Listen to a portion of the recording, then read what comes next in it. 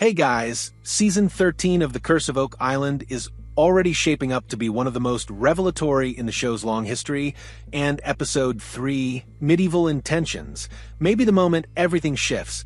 With electrifying discoveries both in the money pit and the swamp, the Lagina brothers find themselves staring at evidence that is older, stranger, and more purpose-driven than anything they have seen in more than a decade of searching. For the first time, the idea that Oak Island's secret began in the medieval world is not just speculation, it is entering the realm of possibility. The episode wastes no time throwing viewers into the drama. Early on, while drilling deep into the money pit region, the team hits a moment of shock. The drill operator abruptly loses his rod, a telltale sign that the tool has dropped into a void. A void means a tunnel, a cavern, or perhaps even an ancient constructed chamber. The immediate excitement on the faces of Rick, Marty, and the drilling crew speaks volumes. This isn't just another collapsed shaft or pocket of loose earth. The behavior of the drill and the data recorded suggests something engineered, a space intentionally created long before modern treasure hunters ever set foot on the island. The money pit has always been the heart of the Oak Island mystery, but what Episode 3 shows is a money pit that is not simply a vertical shaft. It is a complex architectural network, potentially medieval in origin. After retrieving samples from the void area, the team sends them for chemical analysis. The results are stunning. The samples contain noticeable silver content, suggesting that metal, possibly coins, jewelry, or religious artifacts, may have once been stored or transported through this subterranean system. This kind of discovery reinforces long-standing speculation that the original builders were not amateurs, pirates, or simple settlers. Someone with engineering skill and significant resources created these tunnels. The presence of silver traces deep underground suggests that the money pit wasn't a natural formation adapted for hiding treasure. It may have been purpose-built, following a plan drafted centuries before the modern world knew Oak Island existed. And then comes the game-changing moment. Artifacts retrieved from the drilling spoils are placed in a CT scanner, revealing internal structures and shapes that astonish the scientists examining them. What looks like a simple chunk of debris suddenly shows carvings, symmetries, or hidden objects embedded within it. When the scanner lights up, one team member can only say, "Oh my God!" Whatever lies deep in the money pit isn't random. It's intentional. And intentionality means design. If the money pit provides the underground mystery, the swamp continues to be the island's most visually enigmatic puzzle piece. Episode 3 shows the team returning to the swamp with drones, metal detectors, and experienced archaeologists, and almost immediately their equipment begins lighting up. Signals cluster around an area where a number of strange artifacts have been found in previous years. But now, there is something new. A metallic object, partially eroded but unmistakably worked by human hands. The design elements echo symbols known from medieval Europe, specifically regions associated with the Templars, the Knights Hospitaller, and perhaps even early Portuguese explorers. Gary Drayton's reaction says it all. Holding up the object, brushing off the muck and sand, he exclaims, "That's amazing." For years, researchers have theorized that the swamp may be artificial, an engineered feature meant to hide or disguise something beneath. The growing body of metallic artifacts found there, especially those predating the 1600s, supports this idea. Episode 3 suggests that the swamp was not a natural bog, but a deliberate concealment structure, a protective covering built by people who had something to hide. One of the strongest themes in Medieval Intentions is the sense that everything the Laginas have suspected for years, the Templar link, the medieval engineering, the ancient visitors from Europe, may finally be coming into focus. Fans of the show will remember that in previous seasons, the team recovered a lead cross that tested as or originating in medieval France, Roman coins from Lot 5, evidence of pre-Columbian European presence, pottery and metal fragments dated between the 12th and 14th centuries. Episode 3 doesn't just add to that list, it cements it. The soil analysis, the swamp finds, and the money pit void all point toward an organized, knowledge-driven operation. This was no random hiding of pirate gold or a stash left by frightened sailors. The artifacts and structures have a purposeful and contextual historical signature, one that aligns with medieval Europe's religious and military orders. Rick Lagina, ever the careful historian, grows cautious but hopeful. It could be a clue, he warns, or it could be a coincidence. But even Marty, often the voice of scientific restraint, admits that the evidence is beginning to cluster in a way that's hard to dismiss. We need to test every theory, but this is getting hard to ignore, he says. The lingering question becomes, if medieval Europeans were here, what were they trying to build? And why? One of the most provocative ideas introduced in this episode comes from a conversation between the team and historical consultants. This flips the entire premise of the treasure hunt on its head. Instead of imagining men burying gold, fleeing pursuers, or constructing traps to protect riches, the new evidence hints at Oak Island as a mission site. Perhaps a repository for sacred relics, a site for religious or scientific work, a waypoint for transatlantic knowledge, or even a concealed vault designed to preserve information, not wealth. The idea that the Templars or a medieval order connected to them might have used Oak Island as a sanctuary for forbidden knowledge or holy artifacts is not new. But for the first time, the physical evidence points strongly in that direction. Tunnels, medieval objects, ancient engineering, they aren't random finds anymore. They form a mosaic, and that mosaic depicts intention. Episode 3 uses a line that beautifully encapsulates the emotion behind the hunt. There are moments on Oak Island when the past doesn't whisper, it roars.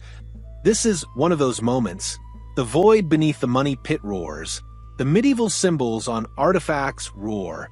The CT scan's stunning images roar.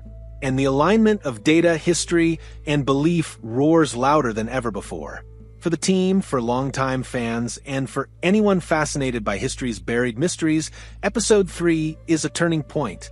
It suggests that Oak Island's story doesn't begin in 1795 with 3 boys discovering a mysterious depression. It may begin hundreds of years earlier in the courts, monasteries, or battlefields of medieval Europe. As the episode closes, the Lagina brothers stand in the fading evening light, looking out at the swamp and money pit with more determination than ever. The finds of medieval intentions are not simply artifacts. They are clues that may rewrite the island's timeline, its purpose, and its builders. The implications are enormous. If medieval Europeans constructed the tunnels, they were far more advanced than history credits them for. If they brought artifacts, the treasure may be cultural or religious, possibly priceless. If they engineered the money pit, its complexity suggests an operation backed by enormous skill and wealth. And most importantly, if the medieval builders left something behind, it may still be there. Season 13 is only beginning, but Episode 3 sets the stage for perhaps the most important discoveries in Oak Island history. The mystery is no longer just a treasure hunt. It is a re-examination of world history, of forgotten journeys, and of civilizations that may have touched North America long before textbooks say they did. As Rick says closing the episode, we're closer than we've ever been. Not just to treasure, but to truth. Oak Island is roaring, and the world is finally starting to hear it. Another thread woven through medieval intentions is the growing suspicion that the swamp itself is a map, a blueprint left by whoever engineered its strange features centuries ago. When drained in past seasons, the swamp revealed geometric anomalies, stone pathways, and even a paved platform. Episode 3 builds on that legacy. The metal detector hits aren't random. They line up along a curious arc that mirrors the shape of the swamp's interior contour. This pattern prompts speculation that the swamp may hide a long-buried structure, a causeway, a landing area, or even the remains of a vessel deliberately sunk to conceal its cargo. Every artifact pulled from the muck hints at a design, not chaos, making the swamp feel less like an obstacle and more like a coded message left for those with the tools and patience to decipher it. Episode 3 also highlights how polished and coordinated the Oak Island team has become.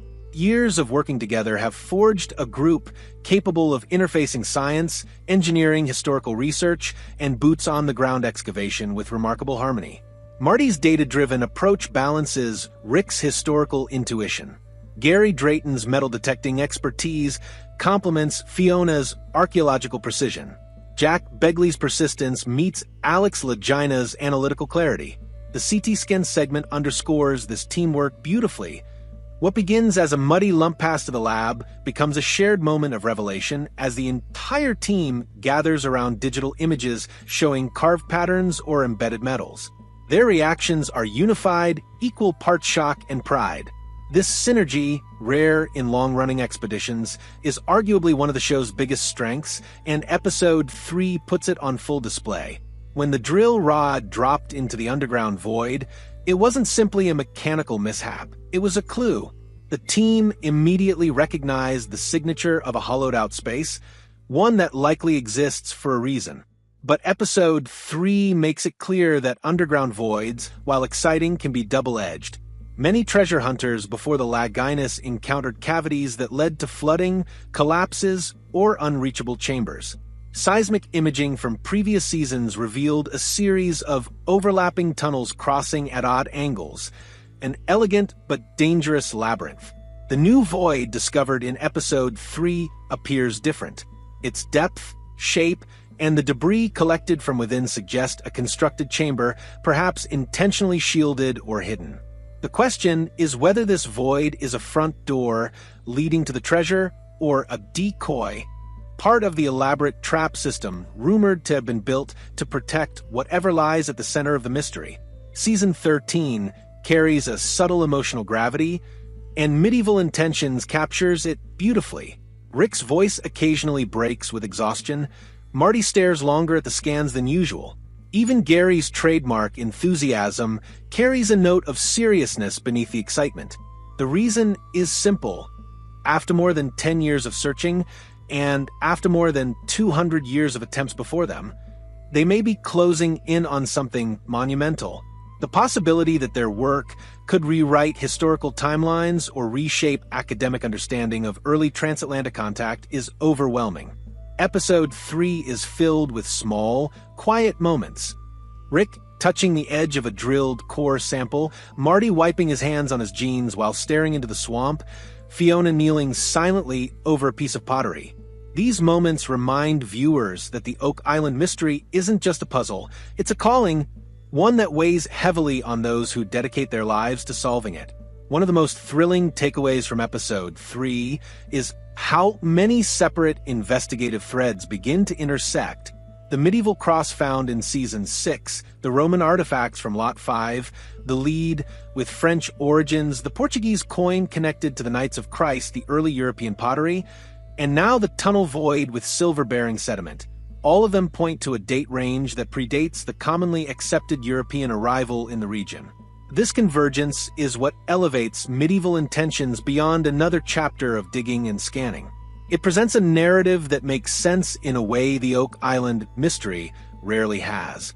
Could medieval engineers have constructed the system beneath the island as part of a religious mission? Were they safeguarding relics threatened by political or religious turmoil in Europe? Or were they marking a waypoint for a much larger clandestine network? For the first time, these aren't fringe theories, they're working hypotheses supported by physical evidence. As the episode closes, Rick reminds the team and the audience of a guiding truth.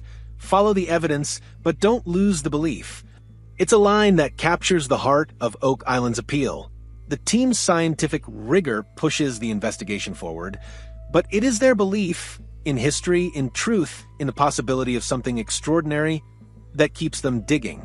The discoveries of Episode 3 don't just advance the plot of Season 13, they deepen the philosophical core of the series. What if treasure isn't merely gold, but the revelation of forgotten knowledge? What if Oak Island is a crossroads where legend, myth, and fact collide? And what if the truth buried beneath the island truly has medieval intentions designed to protect something too valuable to risk losing to time? With new voids identified, medieval artifacts emerging from the swamp, and CT scans revealing hidden craftsmanship, Episode 3 sets the stage for what could be the most groundbreaking discoveries in the show's history. One thing is certain, the past isn't whispering anymore, it's roaring. And the Oak Island team is finally beginning to understand its language.